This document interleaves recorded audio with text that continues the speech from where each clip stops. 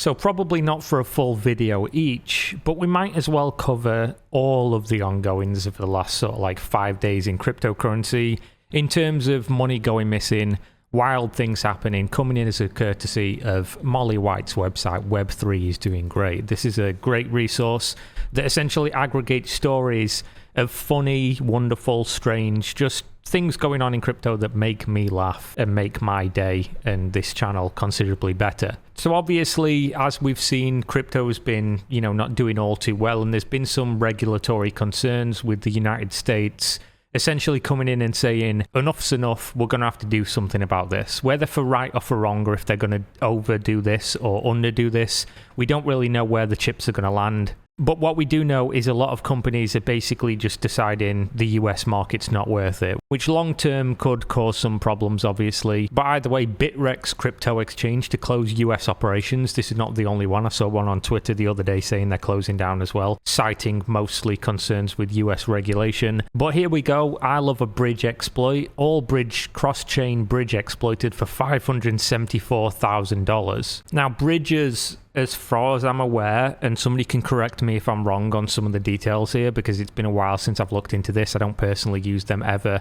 I don't even really use cryptocurrency ever anymore because previously what I was doing was trying out the crypto games, which sometimes required me to put money in, and then it was all just shit, so I just kind of stopped. Axie Infinity was the bridge I was most familiar with because I covered the whole Axie story of how they got exploited for like 600 something million by the North Korean government, which as a sentence, just imagine saying that one. North Korean government sponsors state hackers within North Korea who then steal $650 million from cryptocurrency bros and funnel that money out to pay for their nuclear weapons program. What an amazing timeline we live in. And I will leave a link in the video description if you want to go and check out that story because it's a fucking mad one. It was performed by Lazarus Group, which have been attributed with a bunch of different hacks as well, Sony being one of the big ones, so that's contested, and a bunch of other crypto stuff. They even hacked hospitals and stuff a while back and tried to steal vaccine patents and information. So how a bridge works, off the top of my head understanding, is basically, let's say you have Ethereum as a cryptocurrency and you want to use your ETH but on a different blockchain. They can't because ETH's on ETH and the other blockchain's on another blockchain. So what a bridge will do is basically take in your ETH and issue you essentially what would amount to an IOU, a token essentially that says this is worth what that was worth, and at any time you can come back and hand us this token back and we'll give you back what we're holding, which is your real currency that people have agreed has this set value. It's basically like going to a casino, right? When you go into a casino, you hand them real money and they give you chips, and those chips have a denoted value,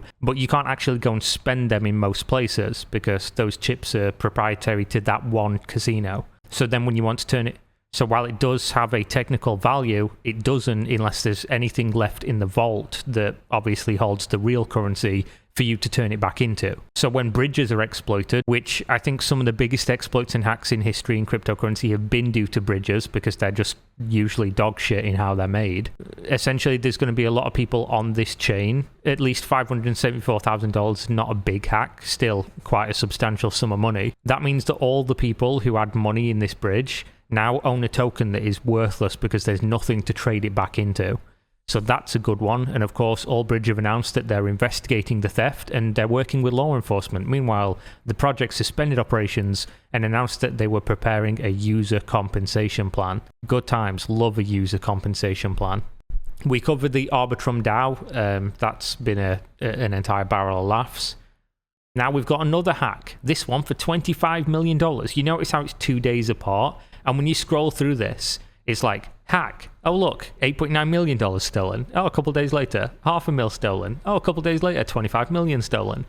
It's every couple of days. Like, it's honestly a multi-billion-dollar industry, like every quarter, for people to steal money from cryptocurrency. It's quite wild.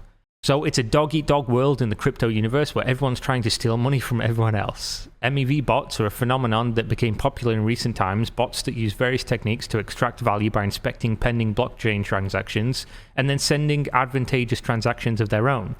In this case, a bot was performing a sandwich attack. I've never heard of any of these terms. This is a new one for me. It's very rare I come to a cryptocurrency store and I don't already know at least, a surface level understanding of what's going on. What the fuck is a sandwich attack? So sending transaction just before and just after a pending transaction, which manipulates the price of the underlying asset, allowing the bot operator to steal value from the victim. Steal in quotes because there is some debate over whether MEV bots are really stealing or are operating within the rules laid out for them. Now again, something we go over in this channel a lot, something that some people live by. I'm not sure legally lawyers actually agree on this or if regulators would agree. Code is law, which essentially says if you do something within the code, for instance, I steal $100 million from your cryptocurrency protocol because it has a line of code in it that just lets me do it. That essentially means that what I've done is perfectly reasonable and normal because the code says that this is how the operation would work. I used it within the parameters of the operation and therefore I own it. So there have been instances whereby a company uses a DAO, a decentralized autonomous organization, which is essentially, you've got some of our tokens, let's vote on things, how do we use the money that's in the treasury, the bank essentially of our company, and we'll decide democratically based on, how much money you own, you have a bigger vote, etc. More tokens equals more voting power, on how to spend it and what to do with it. And then somebody will figure out that within the code, they can just vote themselves to be the leader of the treasury and therefore the leader of the company, and then just take the money because they are now the designated by code owner of everything. Basically voting yourself into God Emperor and just saying all the money's mine now. Is that legal? Is that illegal? Code is law. I obviously find it hilarious that we even have to have that discussion, but I do believe in terms of the criminal aspect of it, like criminal law, that's probably not allowed. So code is law seems to be a bit of nonsense, but we'll see because this will be something going forward that hopefully gets cleared up. So in order to manipulate prices in this way, they have to put a substantial amount of money at risk. A rogue ETH validator appeared to replace some of the transactions that were being executed by the bot, leading to a loss of WBT, USDT, DAI, and WETH, totaling a bit over $25 million. Good times, as always. Rumor tweet by crypto influencer causes BNB and Bitcoin sell-off. I did read this one, and this is crypto influencer Kobe, which you can follow his Twitter. It's actually a good Twitter account. It's not like Supermoon Broy or anything. Cool guy.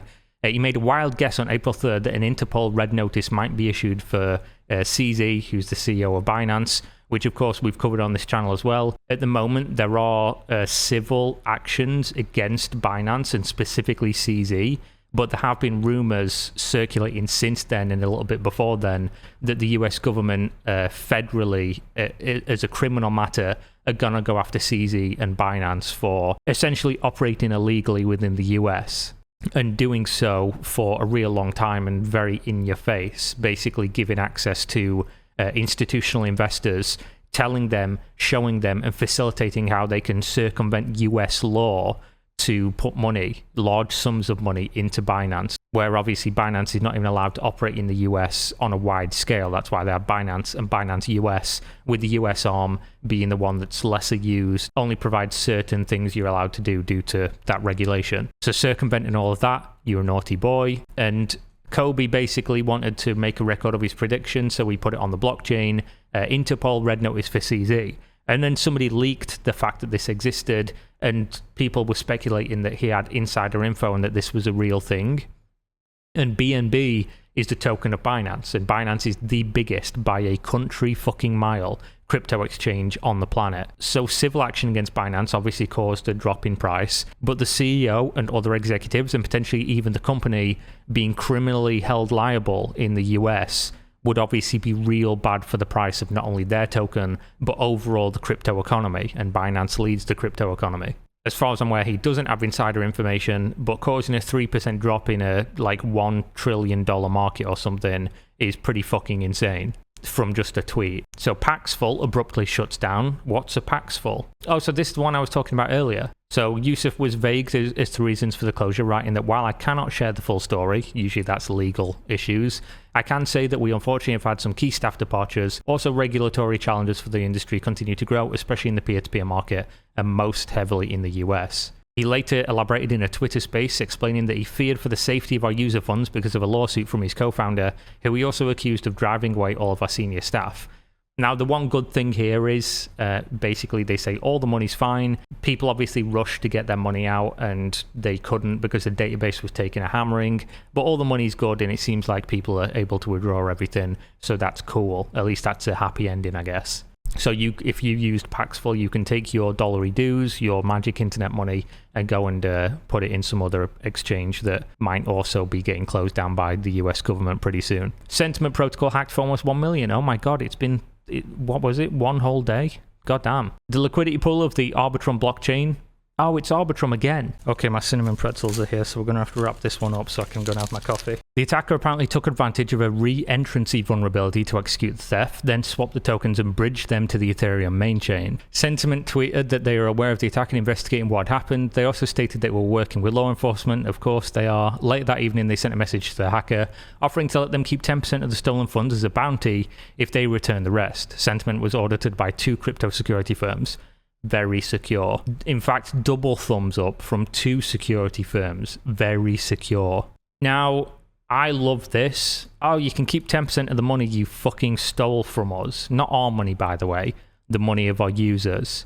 So we'll let you keep 10% of the money, but you have to give it back. You did perform crime, though, potentially, so I don't know why you'd interact even further. But I don't know how it works, generally, in a legal sense. If you stole, 100% of somebody's money and then gave them 90% back, and they let you keep 10, are you still going to be potentially prosecuted? Probably. I would like to know more about that. I did just want to follow up on this one, though, because you remember I posted a video not long back about the Euler hack, which was $35 million.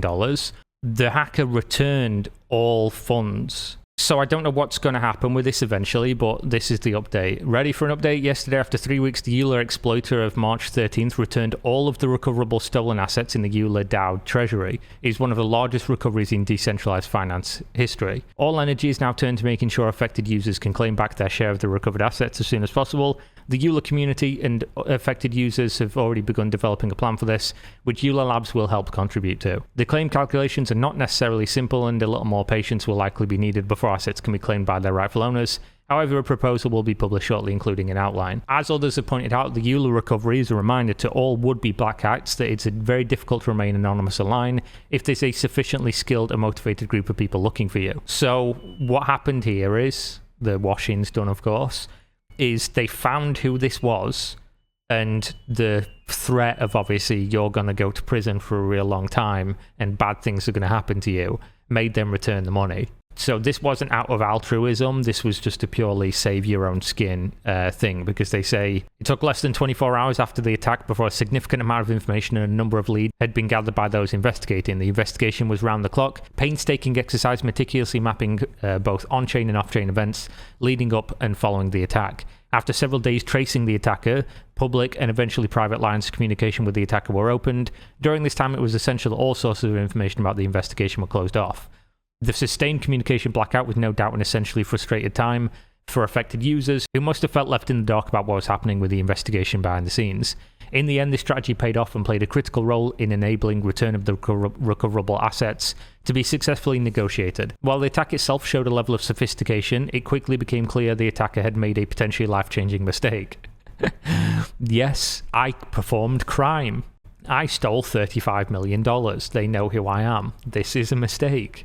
Ultimately, after a period of lengthy negotiation, they were convinced to do the right thing for Euler users. The community-led investigation is now over as the focus turns to claims in the future. So I don't know if they would now cooperate with law enforcement or whatever, with this person having returned the money. I don't know how this works again, but it is a very interesting discussion about what should happen and, how far this goes. But either way, people got their money back, I guess. Definitely wouldn't be trusting this company still.